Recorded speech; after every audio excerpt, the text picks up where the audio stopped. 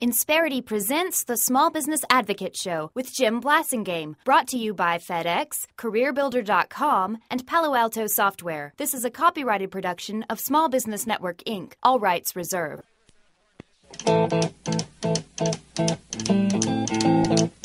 And now, back to the man who thinks Wall Street could learn a thing or two about how business is done on Main Street. Well, if the good Lord don't like the way I conduct business, let him say something. Let him give me a sign. Jim Blasingame, the Small Business Advocate.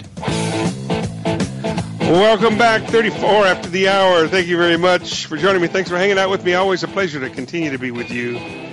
Our good friend Gerald Celente is back on the show, ladies and gentlemen. Gerald is an original founding member of our Brain Trust. In fact, this May, he will be celebrating his 15th anniversary with us. We're going to get him back, if not before, certainly that month, and celebrate his 15th anniversary. He was our first trend tracker to ever be on the show. I think he's a futurist, but he says he's a trends tracker.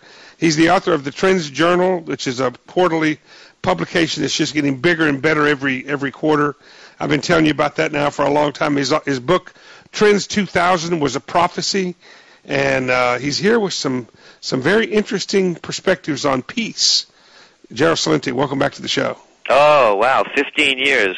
How about that? I guess we were both kids, huh? I know, we were just children when we started, Gerald, but it's been my pleasure to tell my audience about you all these years and just continue to see how accurate your forecasts are and the trends that you track and tell us about, and it's been fascinating to watch. So, folks, and I'll remind you that Gerald is he's a truth teller, so you buckle your seatbelts and pull them tight. Gerald, your main theme for your new journal is called 4 Rules of Peace. Tell us about that. The reason for that, Jim, is we're seeing a parallel that history is repeating itself just differently. And you go back to the crash of 1929. It was followed by the Great Depression, currency wars, trade wars, World War. The Panic of '08. We're in a depression. Mm-hmm. And when you go to you go to Spain, you go to Greece, you go to Portugal, you go to Ireland, go to Italy, go to Slovenia, and go around a lot of the United States. There's a depression going on, and there are currency wars. And you don't have to listen to me. Listen to the head of the Bank of England, Mervyn King. There's a currency war. Look what's going on over in Japan with their new Prime Minister Abe.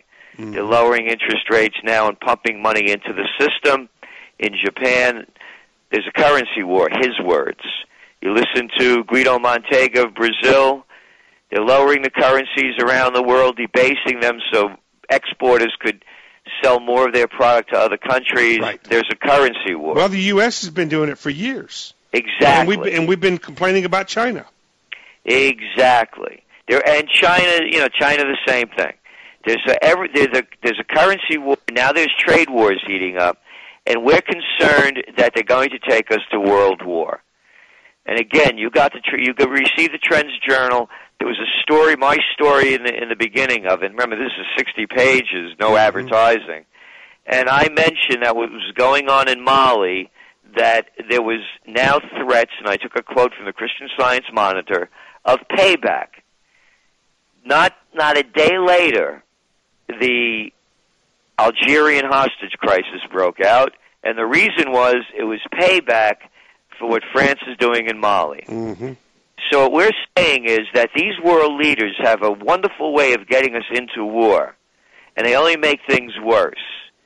And I know your boy was in Iraq when it first broke out, and look what a disaster that turned out to be. Accomplished nothing other than killing about an estimated million people, spending $1 trillion.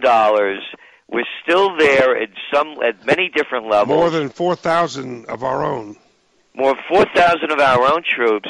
Same thing with Afghanistan, another loser. So Gerald Celente's 4 Rules of Peace, because these people.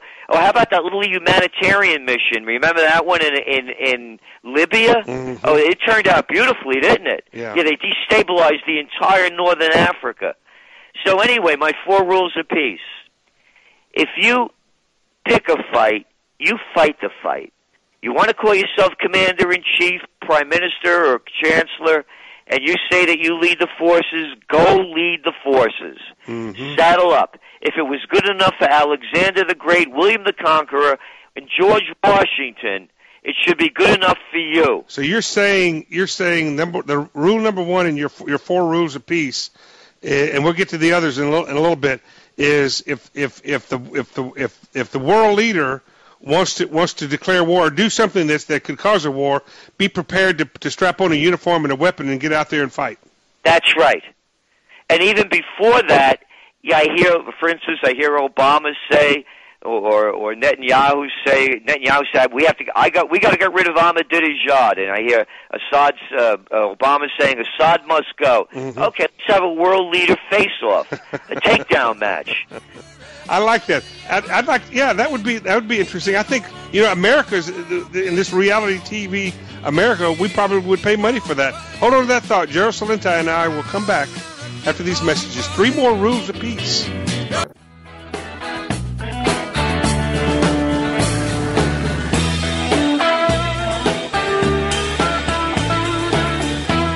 Welcome back. It's 17 till. I'm Jim Blasingame. Thank you very much for hanging out with me. Thanks for being part of my day. Having a great visit with our good friend Gerald Celente. Gerald is the author of Trends 2000. It's a book that keeps on giving. He's the editor and publisher and writer of the TrendsJournal, a significant quarterly magazine that really will help you to. It'll jolt you out of your complacency. It'll wake you up a little bit and give you some insights into what's coming at us in the future. Some pretty extreme ideas sometimes. Like Gerald, your first idea for the 4 rules of peace. Your first rule is, if Obama and Netanyahu want to pick a fight with Assad and Ahmadinejad, they should just go strap on a uniform and pick up a weapon and go fight them. That's right. Leave us out of it. That's the way they see it. Fine. Really. I'm a close combat martial artist. Yeah. I call somebody out, I take them out. I don't tell somebody else to go do it. No, these people shoot their mouths off and get us into trouble really fast, and we could balance the budget with this. And we have it on pay-per-view, like you said, put them in the Arena di Verona over there in Italy, the old amphitheater, and let them go at it, rather than sending other people to go do their losing deeds. And rule number 2 is, if you're for war and you can't go fight the war, you pay for the war. Ah. So if you're too infirm or old and you want to go fight it, then you pay for it. Explain how that would. Give us a little more detail on how that would. Well, for example, we have you want to go for you want the war, but you don't want to go fight it. Pay a war tax. Support what you believe in. Right. If you don't believe it, you should not be forced to pay for it, and that's rule number 3. Rule number 3 is that if we're going to go to war, let the people vote. Well, let's hold on. Come back to 2 first. So if all right, you and I are both too old to go to war, and if you're saying if I believe in that the country should go to war, that I should write a check for that? That's right. Okay. What if I don't believe it? We should go to war. Don't pay. Okay, I got you. Just to isn't that a variation on number 3? That is, because number 3 is direct democracy in the sense of let the people vote. Why should we have a gang of 535 senators and congressmen represent 315 million people? But that's what we have, Gerald. We have a representative democracy. We don't have a real democracy, a true democracy. We have a representative democracy. Oh, and I like that term that you use. Who do they represent? Yeah. They represent the people that give them the most amount of money and have the most amount of power. Of course, part of the problem we've had in the last several years, decades, is not so much what Congress has been willing to do, but the president has taken. Well, again, that's another part of it. So again, and then look, they went into Libya without even asking Congress. Right. That's my point. Yeah. So let the people vote. The burden of the war falls on our shoulders. Do you think America should have more polling opportunities? Not polling opportunities. Let's do what they do over in Switzerland. A direct democracy. What do they do? How do they do it?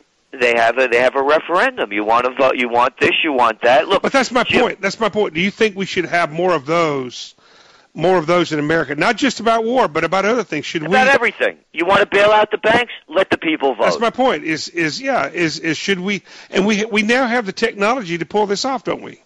Well, look, if we could bank online, we certainly could vote online. Well, and not only, and I can see where there are issues that you'd want to pay attention to, but I've been thinking a lot about this, Gerald. I think you're onto something, because more and more, waiting 6 years between senators and 2 years between congressmen and women and 4 years between presidents, and the only other way that they know what's going on are these stupid polls.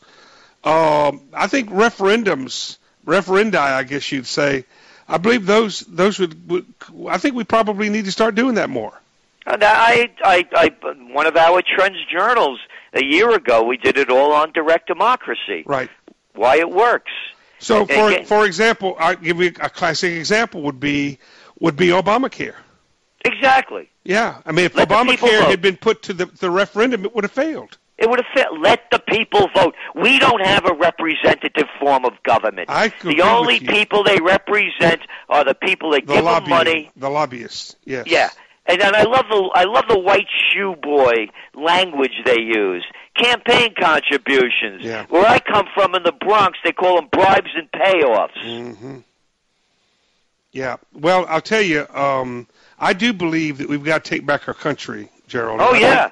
I think you're onto something here. I'm not sure what variation we wind up with, but I definitely think that regular Main Street America, small business America, has got to take back our country, not only from Washington, Gerald, and you've heard me say this before, but also from Wall Street. Oh, yeah. Look, I mean, you follow my work over the years. Yep. And then, 4 words, have killed this country. This isn't capitalism. Too big to fail?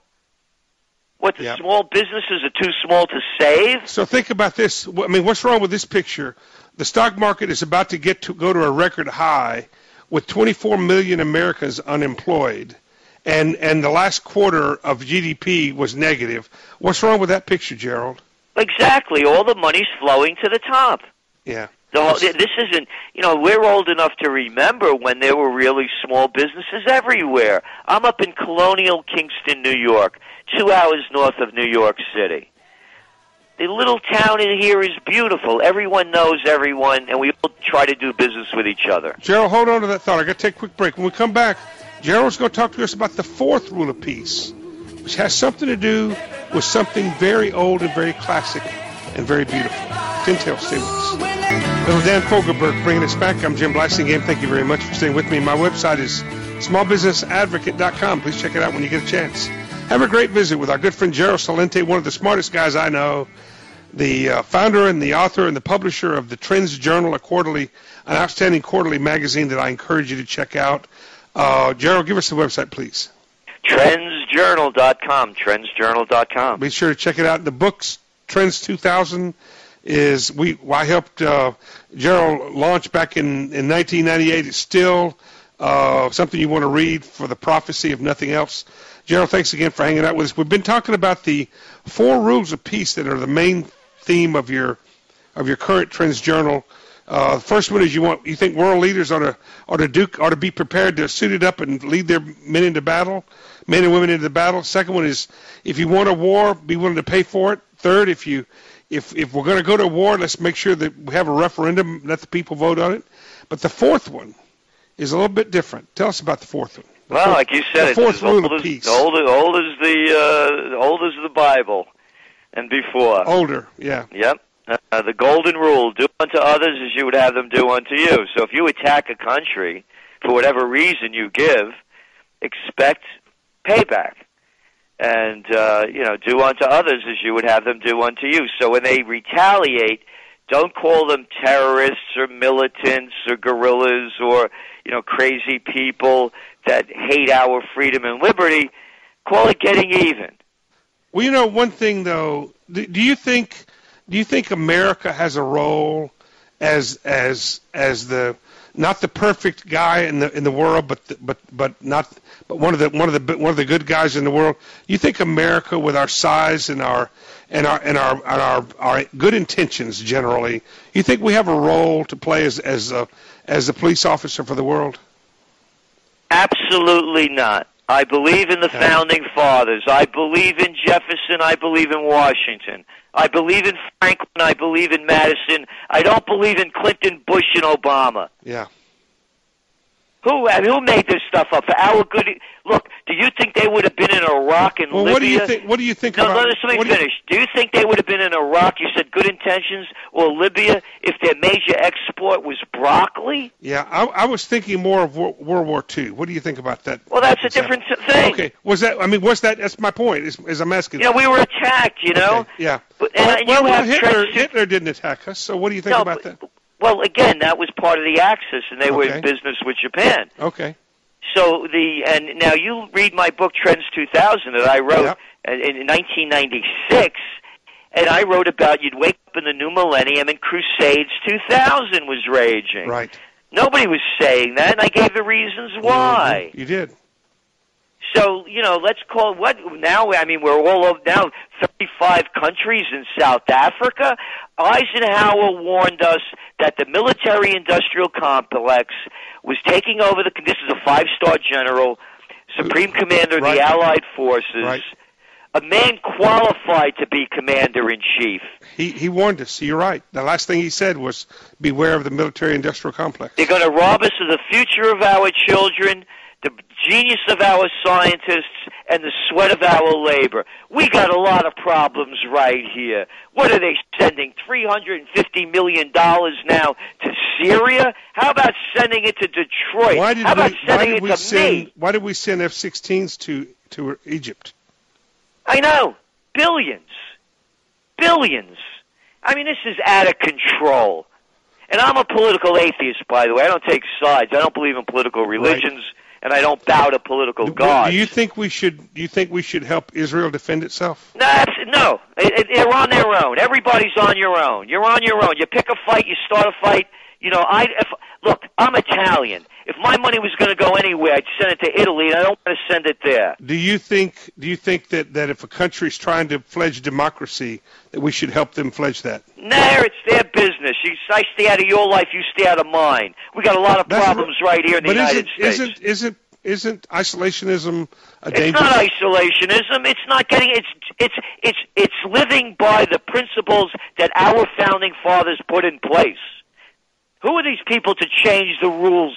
Look, they've abrogated our constitutional rights, and you know it as a fact, one after another. Yeah. I told you, ladies and gentlemen, I told you to buckle up. Gerald, it's always fun, always informative, always provocative to have you on the show. Thank you for your voice. Thank you for the courage that you have and for the work that you do. Well, thank you, and thank you for having me on, and all the best. As always. And we're going to get you back again in a couple of months and celebrate that 15th anniversary. Okay, bye-bye. Gerald Celente, ladies and gentlemen, I told you, I warned you, didn't I? We'll get Gerald back another day. He sure makes you think, doesn't he? I got to go for this hour. I'm Jim Blassingame, the Small Business Advocate. I'll see you later.